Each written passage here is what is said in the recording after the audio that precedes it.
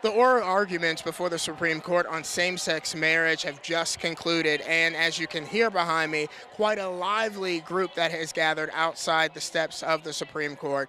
We managed to talk to members of Congress to see why they decided to come out and to speak to the crowd today.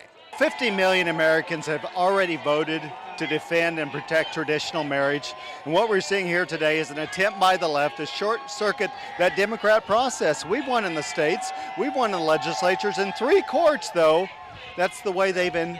In only 3 legislatures have we lost that debate. In most cases, they're going to the courts to short circuit. The debate will not end, as we saw in Roe v. Wade. What's decided here today, trying to use the 14th Amendment, which would be a legal fiction to somehow say the 14th Amendment imposes a redefinition of marriage. So I'm here to stand for traditional marriage, stand for families, and stand for our children because it's the right thing to do. It's important that every American's voice is heard in the strong opinions and the traditions that's here for traditional marriage, for natural marriage. I think that voice needs to be heard as well. And it's also an issue just about states making decisions.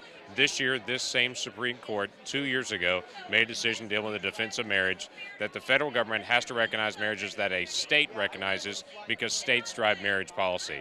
Now this case is in front of them again, and they have to make a decision. Were they just kidding 2 years ago when they said states drive marriage policy, or are they trying to say no, states do drive policy? So I'm just coming back to reaffirm again, your original decision 2 years ago from this very same Supreme Court was states make the decision on marriage policy. Let's keep it that way.